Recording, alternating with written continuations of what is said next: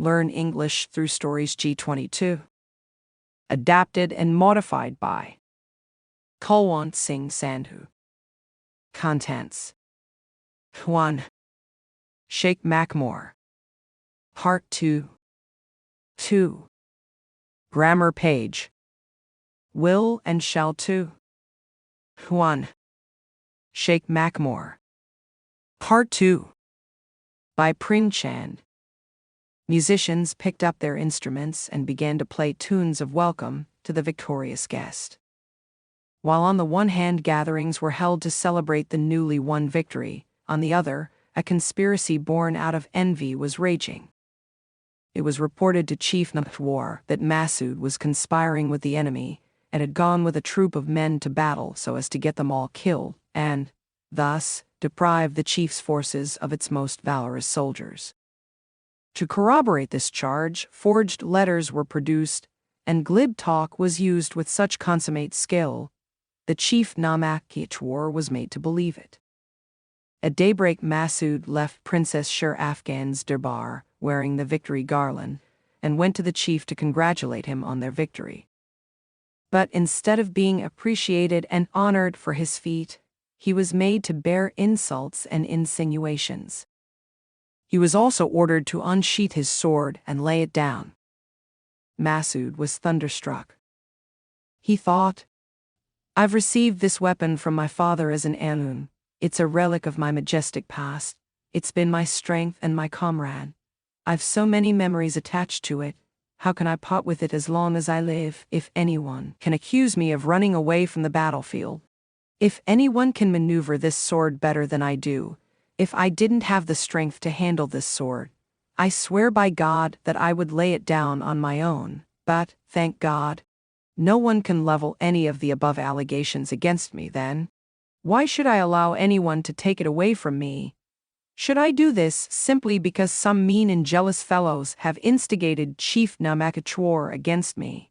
No, this can't happen." But then Masood realized that the chief would be infuriated if he defied him, and that his sword could be wrested away from him by force. Should that happen, his soldiers, who were ready to die for him, would not be able to restrain themselves for long. Rivers of blood would flow in a fratricidal battle. God forbid that he should be the reason for such a terrifying situation. Thinking of all this, he quietly laid down his sword before Chief Namhor. Exercising great self-control, he restrained himself from any angry outburst, bowed and walked out of the tent. The soldiers in the army were proud of Masood. They were ready to lay down their lives for him. As he was laying down his sword, 2,000 soldiers looked on, their eyes blazing and their hands on the hilts of their swords. One gesture from Masood, and heaps of dead bodies would have piled up that day. But Masood was as exemplary in his courage as in his restraint and patience. He chose to bear this dishonor and disgrace.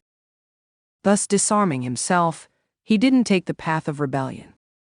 He surrendered to self-abnegation before his peers because he did not wish to be the cause of disaffection and revolt in the army. He chose to remain silent and steadfast at this critical moment, when many others would have lost control and gone for each other's throats. But Masood looked unperturbed. No one could perceive any change in his demeanor. He bade a tearful farewell to his friends and took refuge in a cave. By the time he came out of the cave after sunset, he had vowed to wipe out the taint of disgrace attached to him and shame his jealous enemies. Masood began to wear the robe of a mendicant. He grew long, matted hair in place of a crown. His body armor was replaced by a saffron robe, and his hand held a begging bowl in place of a sword. Instead of a battle cry, he began to mutter the name of God. He adopted the name Sheikh Mackmore. However, unlike other fakirs, he did not burn incense or preach rituals. He would often visit the enemy camp and listen carefully to the conversations among the soldiers. Sometimes he would observe their fortifications, and occasionally he would inspect their artillery or their forts. On 3 different occasions, Chief Nahor, somehow managed to escape from the clutches of the enemy when he himself had lost all hope of saving his life. This was all Sheikh Makmur's doing. It was not easy to overpower the fort at Mingkot. 5,000 brave soldiers were ready to lay down their lives to protect it. 30 cannons were ready to discharge fireballs, and 2,000 expert archers waited for the signal to let loose their arrows. But when Chief Namtwar attacked with just 2,000 of his soldiers, the 5,000 inside the fort were turned to wooden puppets. The cannons became mute, and the archers' flying arrows failed to hit their targets. All this, too, was Sheikh Makmur's doing. He was present there. At the time, Chief Namakachwar had fallen prostrate before him and touched his forehead with the dust beneath the sheikh's feet. Kishwar Kusha, the second Sturbar, was seated, and wine was being served. The ministers and nobles were seated according to rank. Suddenly, informers brought the news that Mir Shuja had been defeated and killed. On hearing this, Kishwar Kusha's face changed color. He addressed the gathering. "Who among you have the courage to decapitate this evil chieftain and present me his severed head? His audacity has crossed all limits. Your forefathers had wrested this kingdom from the Maurya dynasty. Are you really their worthy descendants?" The chiefs fell to a hushed silence. Faces changed color, and no one showed the courage to take up the king's challenge.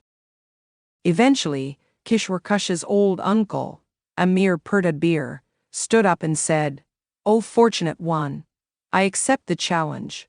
Though I'm old and do not have the strength to hold a sword, I still have the zest and passion with which we wrested this kingdom from Shah Bamirat.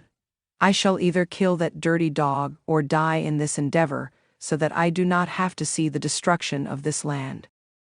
Amir Purtadbir stood up and began preparing for war. He knew that it would be his final encounter, and should he fail, there would be no option except death. All this while, Chief Namakayachwar was slowly advancing towards the royal throne at Janat Nishan. He received the news that Amir Purtadbir was advancing with 20,000 foot soldiers to challenge him. Chief Namakatwar lost his nerve when he heard this. Despite his advancing years, Amir Purtadbir was an unparalleled commander in his day whose name evoked awe and admiration among warriors. Chief Nahor had been under the impression that the Amir, an old man now, must be remembering God in some solitary place. When he saw him as his adversary on the battlefield, the chief almost lost his mind. He was afraid that this defeat would retard all the advantages that they had gained through other victories and advances of the past years. Everyone suggested retreat as the best option. At that moment, Sheikh Makmur exhorted, "O Chief Namakachwar, you have undertaken the responsibility of liberating this land. Can you fulfill it by undertaking this step? Your valiant officers and soldiers have never run away from the battlefield. They have never shown their backs to the enemy. You've treated a fusillade of arrows like a pleasant rain shower and gunshots as spring flowers. Have you grown tired of all this? You didn't begin this war with the evil intention of expanding your kingdom. You're fighting a just war to protect the truth. Is your passion spent already? Has the thirst of your sword of justice been quenched so quickly? You know well that truth and justice will ultimately prevail, and that you will be rewarded by God for your valor. Then why do you give up hope so soon? There's nothing to worry. Amir Purtadbir might be a man of courage and valor. If he's brave as a lion, so are you. If he has an iron sword, you have a sword made of steel. If his soldiers can lay down their lives, your soldiers will fight them till their last breath. Pray to God for victory. Hold the sword firmly in your hand and pounce upon the enemy. Your determination will bring you victory." This stirring speech roused the officers. Their eyes sparkled, they arranged their swords, and their feet automatically moved towards the battlefield. Sheikh Makmur threw away the mendicant's robe, discarded his begging bowl, and picked up the same sword and shield that had once been snatched away from him. Staying close to Chief Namakh, he egged on the officers and soldiers to the battlefield. It was midnight. Amir's soldiers had just retired after a long journey. They didn't have the time to even breathe when they received the news that Namakhwar's army was standing ready to attack them. Courage left them, and they felt completely unnerved. However, Amir emerged from his tent, roaring like a lion, and, in an instant, organized his forces in battle formation, just as a gardener gathers flowers from his surroundings and makes a bouquet out of them. Like two black mountains, the forces stood face to face. The burst of cannon fire began, resembling an erupting volcano. A thunderous sound swept over the battlefield as the black mountains moved forward. Then suddenly they clashed, and the very earth seemed to reverberate with the awesome sounds of war. Masood's sword was like a demon that night. Wherever it was swung, it sliced through countless soldiers and decapitated hundreds of heads. Through the night, swords clashed with swords and rivers of blood flowed. When the sun rose in the morning, the battlefield resembled a bazaar of death. Severed heads and mutilated, blood-stained limbs covered the entire stretch of land. Then, suddenly, an arrow flew like lightning from Sheikh Makhmoor's bow and pierced Amir Perdidbir's heart. As he fell, his soldiers began to run away. Holding aloft the banner of victory, Chief Namakh army began its triumphant march towards the capital city. The victorious soldiers began to enter the city in droves. The inhabitants of the city, who had been bearing the brunt of exploitation and slavery for years, poured out in the streets to welcome them. They hugged the soldiers and showered them with flowers. Their exultation resembled the joy of birds who, having escaped the clutches of a hunter, were kissing flowers in the garden. People lay prostrate before Sheikh Makhmoor and shed tears of joy at Chief Namakhwar's feet. The time had come for Masood to claim the throne and crown for his own. But when he heard everyone voicing the name of Princess Sher Afghan, he kept quiet. He knew fully well that if he insisted on validating his claim to the throne, providing evidence, her claim would stand forfeited. He also knew that it was impossible to settle the claims without more bloodshed. It was unusual for a passionate and ambitious individual to exercise restraint. Since the day he had come to consciousness, he had known he was the rightful heir to this kingdom. Not for a moment did he forget Shah Bamurat's bequest. If he devised plans for restoring the kingdom during the day, at night he would dream about them. His firm belief that he was the king had all along made him behave like one. Alas, all his plans now seemed to be a daydream. Masood was the picture of self-restraint. He didn't utter a single word of complaint, nor let anyone have a whiff of his disappointment. In fact, he was the first person to kiss the princess's hand and pay obeisance to her. Yes, at the very moment he was kissing her hand, a teardrop fell on her henna'd hand that seemed to encapsulate all his desires. It was as though he was shedding his desires in the form of that teardrop. The princess drew back her hand and threw an affectionate look at Masood. When all the members of the court paid their obeisance, gun salutes began to be fired from cannons. The entire city was animated by a spirit of joy, and scenes of celebrations could be seen everywhere. 3 days after the coronation, Princess Sher Afghan paid a visit to Masood in his solitary abode. She said, "I brought a small gift for you. It is my heart. Will you accept it from me?" Masood looked at her in astonishment. When he saw the ecstasy of love in her eyes, he eagerly stood up and hugged her. Then he spoke. "Long ago, it was your love that had wounded me. How fortunate I am that today you've come to apply balm on it." The kingdom of G22 had now truly become the abode of freedom and plenty.